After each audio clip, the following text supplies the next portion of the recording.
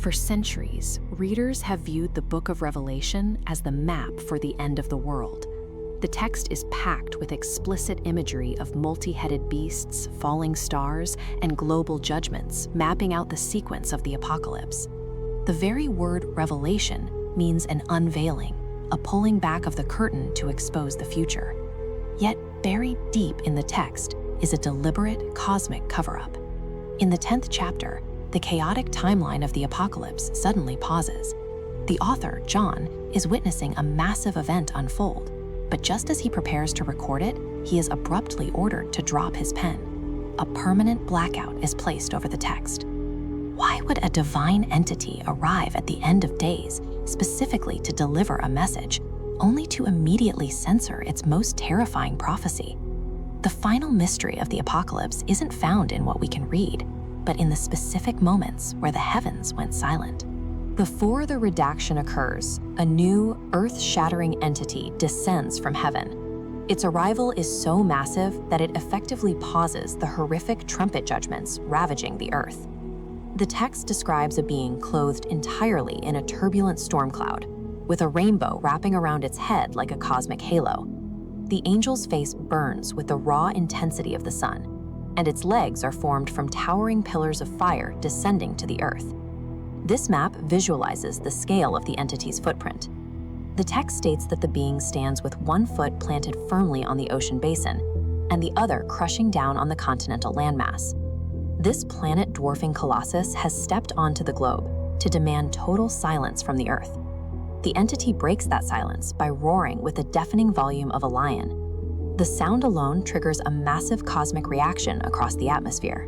Immediately following the roar, a phenomenon known as the Seven Thunders sounds off, uttering distinct, intelligible voices back to the earth.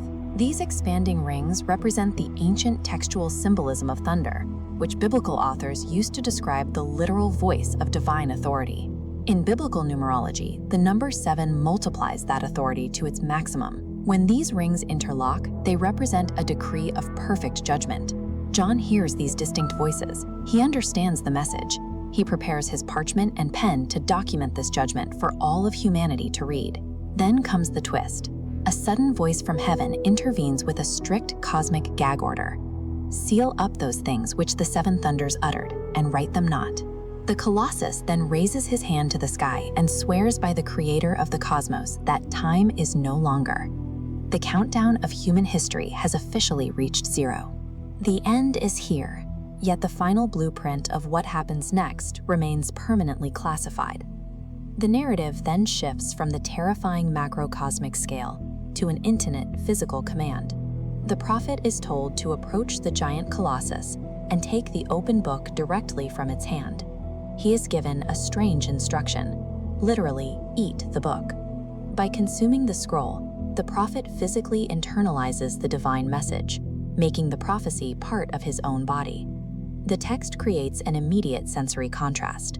When John eats the scroll, it tastes as sweet as honey in his mouth, but the aftermath leaves a heavy, rotting bitterness in his stomach. The sweetness represents deep comfort. It is the relief of knowing that a sovereign creator is holding the chaotic destiny of the universe firmly in his hands. But the bitterness follows closely behind. It is the crushing psychological terror of the impending judgments that are now locked inside his own mind. Horrors he knows are coming, but is entirely powerless to prevent. The true burden of the witness is being handed a universe-ending truth, only to be forced to live with the agony of unanswered questions. We live in an era obsessed with having all the answers. We build algorithms to predict the future, dig into data to crack every code, and demand transparency in every aspect of our lives. The permanent sealing of the seven thunders stands in direct opposition to that mindset. It represents a hard, definitive limit to human comprehension. Despite our technological pride and our endless drive to figure things out, the universe still holds sovereign mysteries that are simply not meant to be hacked, solved, or understood. Some secrets are meant only to be felt and feared, waiting in absolute silence until the very end of time.